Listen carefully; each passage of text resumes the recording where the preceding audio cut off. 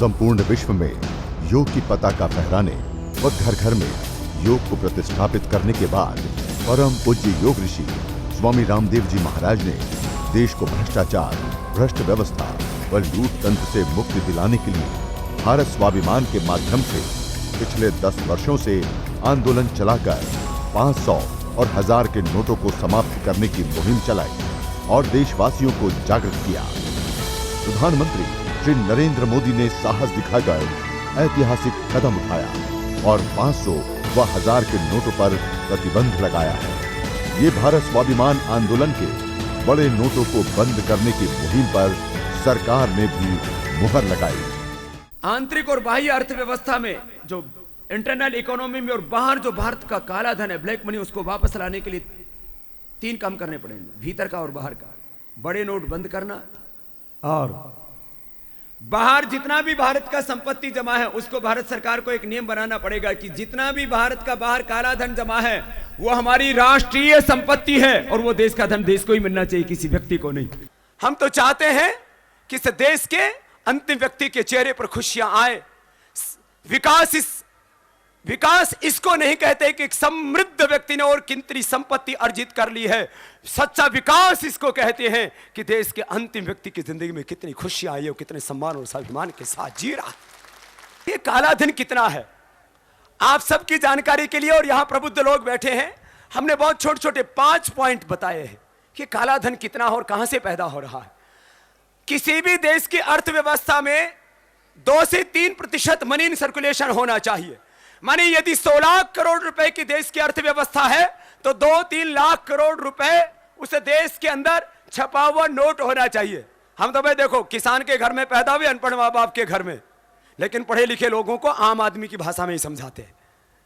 सीधा सीधा बता रहा हूं, किसी भी देश की अर्थव्यवस्था यदि 100 लाख करोड़ है तो उस देश की अर्थव्यवस्था में 2 से 3% मनी इन सर्कुलेशन होना चाहिए। हमारे सब पढ़े लिखे महानुभाव इस बात को जानते हैं।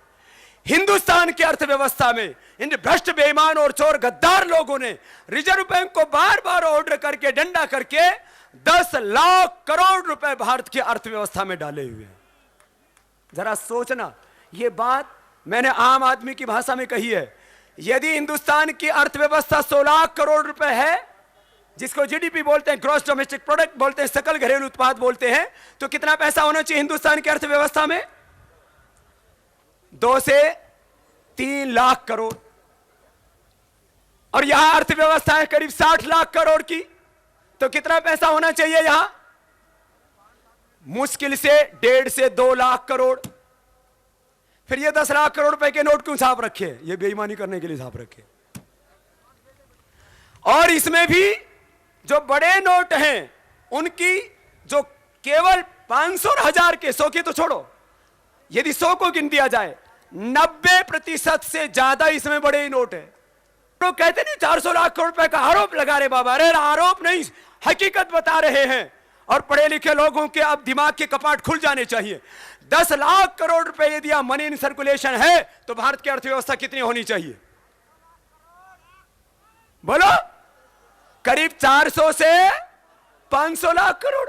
इसका मतलब ये अर्थव्यवस्था तो खड़ी हुई, लेकिन पैसा जमा हो गया काले धन के रूप में देश के बाहर और भीतर। करेंसी रिकॉर्ड, आप सब प्रबुद्ध मीडिया के भाइयों के लिए मैं इस बात को कहना चाहूंगा, किसी भी देश की अर्थव्यवस्था में 2 से 3% मनी इन सर्कुलेशन होना चाहिए। भारत की अर्थव्यवस्था में करीब 20% से ज्यादा मनी इन सर्कुलेशन है। आज जो भारत की जीडीपी उससे करीब 2 लाख करोड़ रुपए ही भारत में मनी इन सर्कुलेशन होना चाहिए। 10 लाख करोड़ रुपए मनी इन सर्कुलेशन है और उसमें भी बड़े नोटों की संख्या ही सर्वाधिक है। उससे सारा काला धन, काला धंधा, जो फेक करेंसी और तमाम जमाखोरी और महंगाई आदि सब बढ़ते। तो बड़े नोट तुरंत सरकार वापस ले। इस बड़े नोट के पीछे भी बहुत घोटाले हैं। इस बड़े नोट के पीछे भी बहुत बड़े काले धन की अर्थव्यवस्था और इसके पीछे भी बहुत बड़े बड़े मगरमच्छ पलते हैं। वर्षों की पूज्य स्वामी जी की आर्थिक पारदर्शिता की लड़ाई आज रंग लाई, जो काला धन, काले धंधे, भ्रष्टाचार और नकली करेंसी पर अंकुश लगाने की दिशा में निर्णायक होगी। आज के ऐतिहासिक दिन पर परम पूज्य स्वामी रामदेव जी ने एक प्रेस कॉन्फ्रेंस का आयोजन कर देशवासियों से अपने मन की बात की। देश में एक अदृश्य और रहस्यमयी समानांतर अर्थव्यवस्था चल रही थी, जिसको कोई आदि अंत ढूंढ नहीं सकता था, क्योंकि जो ट्रांजैक्शन कैश में होता है वो ट्रेसेबल नहीं होता है, और 1 से 2, 2 से 10, 10 से 100 हाथों में चला जाता है। आरबीआई के 28 अक्टूबर 2016 के आंकड़े के अनुसार जो करेंसी इन सर्कुलेशन था वो 17.77 लाख करोड़ रुपए, और 31 मार्च 2016 की रिपोर्ट के अनुसार आरबीआई कहती है कि इसमें 86% 500 और 1000 के नोट, अर्थात जो बड़ी डिमिनेशन वाले नोट, करीब 15 लाख करोड़ रुपए हमारे देश की अर्थव्यवस्था में 500 और 1000 के नोट के रूप में। इसमें कुछ रुपए लोग ईमानदारी से जिन्होंने कमाया, मेहनत मजदूरी करके, नौकरी करके, व्यापार करके, वो भी सम्मिलित है, लेकिन बड़ी तादाद में इस बड़ी करेंसी से काला धन, काले धंधे, काला बाजारी और सबसे बड़ी बात, इस पैसे का इस्तेमाल आतंकवाद, नक्सलवाद और तमाम तरह के आर्थिक अपराधों से लेकर के देश के खिलाफ षड्यंत्र रचने तक के, और लोकतंत्र को खरीदने तक के कामों के लिए, मानिए नोट के बदले वोट खरीदना, एमएलए और एमपी तक को खरीद लेना, राजनीति का अपराधीकरण इस पैसे के जरिए होता था। आर्थिक अपराध से लेकर के राजनीति के अपराधीकरण और तमाम तरह की रिश्वतखोरी आदि के लिए इन 500 और 1000 रुपए का नोट का ही प्रयोग होता था। जब मैंने पहले यह प्रस्ताव आदरणीय मनमोहन सिंह जी के सामने रखा कि 500 1000 रुपए के करेंसी को वापस लीजिए, इससे भ्रष्टाचार, काला धन, काले धंधे, आतंकवाद, नक्सलवाद और पाकिस्तान जो हमारे देश की अर्थव्यवस्था में नकली करेंसी घुसा करके देश की अर्थव्यवस्था को ध्वस्त करने का काम करता था और आतंकवादियों को भी उससे पोषण देता था, इस काम पर अंकुश लगेगा। उन्होंने मुझसे कहा ईमानदारी से कि स्वामी जी, आपका तर्क तो सही है, लेकिन मैं इसको कर नहीं पाऊंगा। एकदम सत्य बात कह रहा हूं आपसे। उसके बाद मैं आदरणीय नरेंद्र मोदी जी से मिला, ये उस समय गुजरात के मुख्यमंत्री थे। मैं अरुण जेटली साहब से कई बार इस बारे में कम से कम मेरी 10 मीटिंग हुई होंगी। फिर बीजेपी के टॉप नेताओं से मिला, और चुनाव से पहले हमने सभी नेताओं से लिखित में एक संकल्प पत्र पर हस्ताक्षर कराए। उसमें काला धन, भ्रष्टाचार और व्यवस्था परिवर्तन के मुद्दों में एक ये भी मुद्दा था कि बड़ी करेंसी हम वापस लेंगे। आज मुझे संतोष है कि ईमानदार लोगों को गौरव अनुभव हो रहा है कि आजाद भारत में एक ऐसा प्रधानमंत्री जिसने एक बहुत बड़ा राजनीतिक साहस दिखाया और बहुत बड़ा एक निर्णय लिया कि अब 500 और 1000 रुपए के जो नोट हैं वो 12 बजे के बाद से अब चलन में नहीं होंगे, जिसको जमा कराने बैंक में जमा कराओ। मैंने ट्विटर पर तो कल ही बधाई दे दी थी मोदी साहब को। आज मैंने फोन पर जब उनको बात करके कि आपने हमारे दिल को बाग बाग कर दिया है, लाखों कार्यकर्ताओं ने जो तप किया और करोड़ों लोगों की जो भावना थी उसका आदर करते हुए आपने ये जो काम किया है। लोग हमसे प्रश्न पूछते थे काले धन पर सरकार ने क्या किया, तो ये एक ऐतिहासिक जो आपने कार्य किया उसके लिए आपको बहुत बहुत बधाई।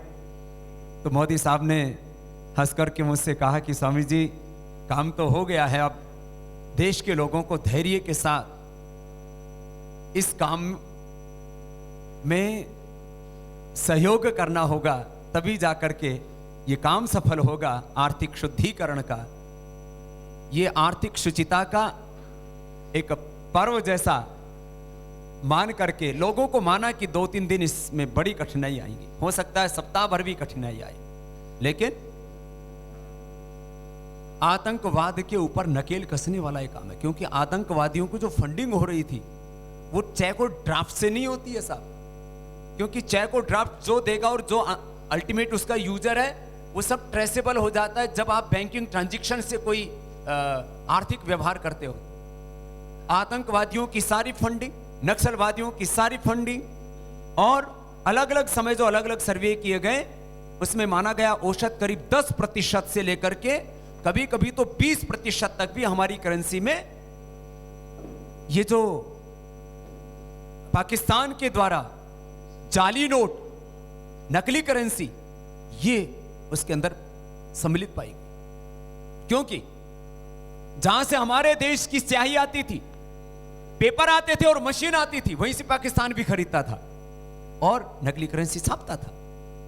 मोदी जी ने यह जो निर्णय लिया है इसका सभी क्षेत्रों में बहुत व्यापक प्रभाव होने वाला और सकारात्मक प्रभाव होने वाला है। अभी यूपी में भी चुनाव होने वाले हैं। जिन लोगों ने तिजोरियां भर रखी थी पॉलिटिकल फंडिंग के नाम पर, कुछ नोट के बदले वोट खरीदते थे, कुछ लोग दारू, कुछ लोग और तमाम तरह की खरीद फरोख्त करते थे, उन पर नकेल लगेगी। और सबसे बड़ी बात यह होगी कि देश की आंतरिक अर्थव्यवस्था का काला धन एक बार पूरा शुद्ध हो जाएगा।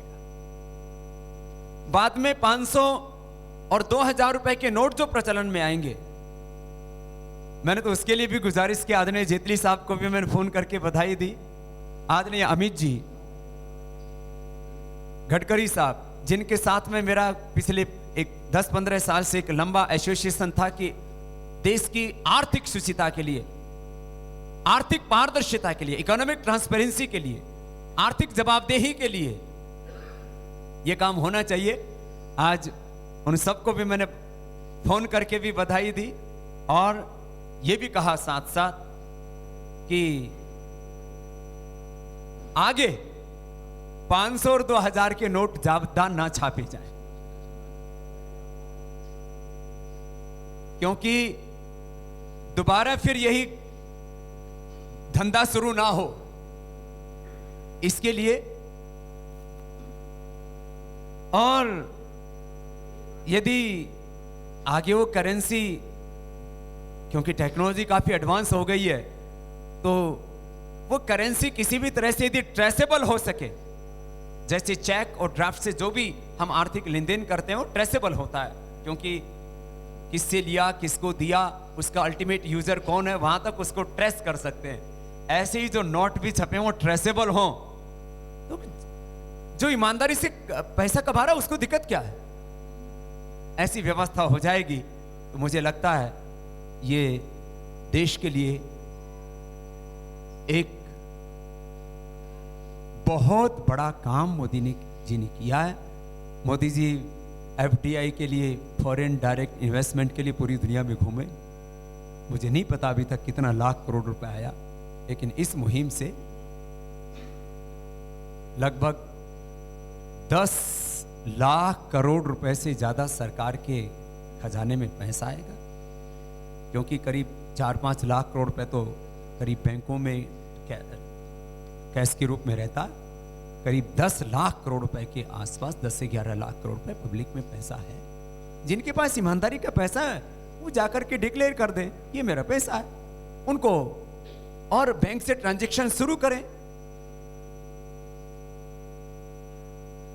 जिन लोगों के पास में टैक्स चोरी का पैसा है उनके लिए शायद सरकार कोई स्कीम लाएगी, और जिन लोगों ने तिजोरियां भर रखी हैं घोटाले कर करके, उनका तो ये पैसा पेपर हो जाना ही बेहतर है। उनके लिए तो कोई भी स्कीम क्यों लेकर के आए। और मैं ये मानता हूं कि इससे अब ब्याज दरें भी कम होनी शुरू होंगी, क्योंकि अभी तो बैंकों में पैसा ही कम होता था, बैंक भी बहुत डेफिसिट में चल रहे थे। हमारा बैंकिंग सिस्टम स्ट्रांग होगा। हाँ, जिन लोगों ने एनपीए घोषित किए हुए हैं उनके ऊपर भी कठोर कार्रवाई होनी चाहिए। और बैंकिंग सिस्टम हमारा जितना सुदृढ़ होगा, जैसे आज यूरोप, यूके, यूएसए, जापान आदि देश हैं, वहाँ मैक्सिमम ट्रांजैक्शन बैंकिंग सिस्टम से होता है। और बैंकों की अब जवाबदेही बढ़ेगी, उसको और सुदृढ़ीकरण उसका करना पड़ेगा। लोगों को टेक्निकल ट्रांजैक्शंस और बैंकिंग ट्रांजैक्शन पर थोड़ा ज़्यादा जाना पड़ेगा। कुछ नए रोजगार जनरेट होंगे, कुछ थोड़े जो पुराने जो परंपरागत तरीके थे वो कुछ बदलेंगे। कुछ लोगों ने प्रश्न किया कि इससे जो बार्टर सिस्टम है वो दोबारा चालू हो जाएगा। ऐसा कुछ चालू होने वाला नहीं है। कुछ लोगों को यह आशंका है कि हमारी मेहनत की कमाई का पैसा वो कहीं बेकार तो नहीं हो जाएगा। किसी को पैनिक होने की आवश्यकता नहीं है, लेकिन ये काम हिंदुस्तान के इतिहास में जब पहली बार इस कार्य को आंशिक रूप से मोरारजी देसाई जी ने किया था, तब उस समय पैसा बहुत थोड़ा था देश में। लेकिन आज जब मोदी साहब ने किया है तो अमाउंट बहुत बड़ा है। मुझे पूरा विश्वास है कि ये कार्य धैर्यपूर्वक देश में पूरा होना चाहिए। देश में भी अच्छा वातावरण बन रहा है और ट्रंप के जीतने से पूरी दुनिया के राजनीतिक इतिहास में भी एक नया अध्याय लिखा जाना है, क्योंकि जो आतंकवाद के पोषक देश थे, खास करके पाकिस्तान जैसे देशों के लिए अब बुरे दिन आने वाले हैं। और ट्रंप हो सकता है उसके कुछ विचारों से कुछ लोग सहमत ना हों, लेकिन वो व्यक्ति आतंकवाद के खिलाफ लड़ेगा, वो व्यक्ति मजहबी उन्माद के खिलाफ लड़ेगा, और वो व्यक्ति, कुछ लोगों को शायद बुरा लगता हो, लेकिन स्वदेशी का वो व्यक्ति पक्षधर है कि भाई अमेरिका के लोगों के भी जो वहां के मूल निवासी हैं उनके मूल अधिकारों का भी तो हनन नहीं होना चाहिए। तो इससे कुछ लोगों को आपत्ति हो सकती हो, लेकिन भारत के लिए वैश्विक स्तर पर ट्रंप का जीतना शुभ ही है। और मोदी जी अब एक विश्व के ताकतवर नेता के रूप में उभरे हैं, और अब ऐसे ही इनको करोड़ों लोगों का और आशीर्वाद मिलेगा, दुआएं मिलेंगी, और मोदी जी के नेतृत्व में कुछ बड़े और कार्य राष्ट्र निर्माण के होने हैं। क्योंकि ये वोट बैंक बनाने वाला काम मोदी जी ने नहीं किया है, ये देश बनाने वाला काम किया है। देखिए, न छापने से तो बात नहीं बनेगी। छोटे नोट ज्यादा छपे, बड़े नोट कम से कम छपे, बैंकिंग ट्रांजैक्शन मजबूत हो। मोदी जी ने चरणबद्ध तरीके से इस कार्य को किया। पहला काम यह किया कि करोड़ों लोगों के बैंक खाते खुलवाए, जो कि आज तक इतिहास में नहीं हुआ, वो करके दिखाया। दूसरा काम, लोगों को मौका दिया कि भाई आपके पास काला धन है तो आप जमा करा दीजिए। अब तीसरा काम यह किया है कि भाई देखो, आप ये आर्थिक सर्जिकल स्ट्राइक कर दिए मोदी। अब इससे थोड़ा फायदा सेठ साहूकारों के नौकरों को भी जरूर होने वाला है। उनके भी बैंकों में 5-10 लाख रुपए जरूर आ जाएंगे, क्योंकि सेठ के पास जब ज्यादा पैसा होगा तो नौकरों को दे देगा, नौकर जाकर के बैंक में जमा कर देगा, तो वो भी नौकर मोदी जी को बहुत बहुत शुक्रिया अदा करेंगे कि जिन्होंने लाखों रुपए कभी देखे नहीं थे उनके बैंकों में भी आने वाले। इसलिए गरीबों का भला मोदी जी ने कर दिया है और इसका परिणाम देखने को मिलेगा। अब हमारी नाराजगी करीब करीब दूर हो गई है, क्योंकि ये एक काम पूरी अर्थव्यवस्था में आमूल चूल परिवर्तन लाने वाला काम है। एक काम हमारा बचा हुआ अभी, जो ट्रांजैक्शन टैक्स वाला काम था। जब जेटली साहब से हमारी बात हुई, बोले बाबा जी देखो, एक आपका बड़ा संकल्प था वो तो पूरा हो गया। ट्रांजैक्शन टैक्स वाला वो एक बड़ा मसला है, उसके ऊपर भी विचार करेंगे। हमारी जो नाराजगी थी करीब 2.5 वर्षों से काले धन के ऊपर, वो नाराजगी दूर हो गई है। देश की आंतरिक अर्थव्यवस्था का काला धन इस एक स्टेप से खत्म होगा। देश के जो बाहर काला धन गया है उसके ऊपर भी मोदी जी जरूर कुछ ना कुछ करेंगे। हमने आपसे एक ही बात कही थी कि मोदी जी ने कहा मैं काला धन पाई पाई देश को दिलाऊंगा, और उस दिशा में जो इन्होंने यह निर्णय लिया है ये काबिले तारीफ है, ऐतिहासिक है, देश हित में है, और इसका दूरगामी प्रभाव भारत को परम वैभवशाली बनाने वाला और आर्थिक पारदर्शिता लाने वाला। अरे 10,000 तो मना कर दिया, 10,000 का आरबीआई का प्रस्ताव था। अब एक नया विकल्प निकाला है और इससे देश की अर्थव्यवस्था का शुद्धिकरण का मार्ग निकला। आगे दूसरे स्टेप्स जो आएंगे उससे तकनीकी तौर पर जो जो चीजें जितनी संभव होंगी, मैंने तो कहा ना कि 500 और 2000 का नोट है उसके अंदर कुछ ऐसा चिप लगा दीजिए जिससे कि जहां भी वो पड़ा हुआ है उसको ट्रेस किया जा सके। तो ये काले खजानों में, कुबेरों के खजानों में ये ब्लैक मनी भी नहीं होगा और ब्लैक मनी भी नहीं होगा। ब्लॉक मनी और ब्लैक मनी दोनों बड़ी समस्या।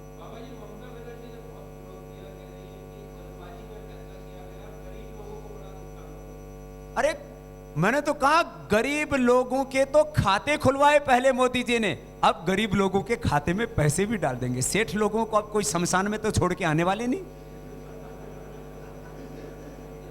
अभी मैंने सुना है एक जगह की अभी न्यूज आई कि गाजियाबाद के पास में कब्रिस्तान के अंदर एक आदमी कोई 40-50 पेटी 500,000 रुपए के नोट की फेंक के चला गया। यह तो चेक करना पड़ेगा वो नकली तो नहीं है कहीं। लेकिन सेठ लोगों के पास, जिनके पास में अनअकाउंटेड मनी है, किसी के पास 5 करोड़, किसी के पास 10 करोड़, किसी के पास 50 करोड़, सोचेंगे अरे इस पैसे को पूरा एक कागज बनने से अच्छा है नौकरों को भी कुछ बांट दिया जाए, कुछ लोगों की दुआएं लग जाएंगी। तो ममता जी को चिंता करने की आवश्यकता नहीं। मैं आपको विश्वास के साथ कह सकता हूं इससे गरीबों के खातों में लाखों नहीं, पूरे हिंदुस्तान का आप देखेंगे तो कई लाख करोड़ रुपए, माने एक एक गरीब के खाते में 5-10 लाख रुपए से लेकर के 15-20 लाख रुपए भी जमा होंगे। कोई एग्रीकल्चर के नाम से, कोई नौकरी के नाम से जमा कराएगा और गरीबों के खाते में भी पैसा डल जाएगा। लोग पूछते थे मोदी जी 15 लाख कब आएंगे? 15 लाख तो हिंदुस्तान से आए। राहुल गांधी जी को मनमोहन सिंह जी से पूछ लेना चाहिए। उन्होंने भी, जब मैंने उनके सामने प्रस्ताव रखा था तब ये माना था कि स्वामी जी इस काम से आर्थिक पारदर्शिता आ सकती है, लेकिन अभी मैं इस बड़े निर्णय को लेने में हिम्मत नहीं जुटा पा रहा हूं। मैंने राहुल गांधी जी के सामने भी ये प्रस्ताव रखा था बड़े नोट वाला, तो उन्होंने भी गर्दन तो हामी ही हिलाई थी। अब हमारे यहां जो सत्ता में नहीं होती पार्टी उसको नाम ही अपोजिशन दे दिया जाता है। अब अपोजिशन वाले थोड़ा अपोज ना करें तो उनके नाम पर कलंक लग जाता है। जिन लोगों के काले खजाने पर खतरा मंडरा रहा है उनको मोदी जी का ये फरमान तुगलकी नजर आ रहा है। अब देश के सामने ये भी तस्वीर आएगी कौन कितने पानी में है। जो विरोध कर रहा है इसका मतलब दाल में कुछ काला नहीं, दाल ही काली है। क्यों कर रहा है भाई विरोध? जब ईमानदारी का किसी के पास पैसा, कोई कहता है शादी विवाह के लिए पैसा रखा था, जमीन खरीदने के लिए पैसा रखा था, मेहनत मजदूरी का पैसा रखा था, खेती का पैसा रखा था, किसी ने गेहूं चावल सरसों बेची उसका पैसा रखा। भाई आप जमा करा दो ना, मना कौन कर रहा है? सरकार ने तो जमा करने की लिमिट भी नहीं रखी है। 10-20 लाख से लेके 50 लाख, 1 करोड़, 2 करोड़, 5 करोड़ जमा कराओ। उनको डर लगता है तो किसी और से मदद ले ले। डायरेक्ट जमा कराने में किसी को डर लगता है। अरे आज टेक्नोलॉजी का जमाना है। मोदी जी ने कल घोषणा की थी, आज 125 करोड़ लोगों तक बात पहुंच चुकी है। अब ये 1.5 महीने का समय तो बहुत होता है। मंदिरों की मंदी खत्म होने वाली है।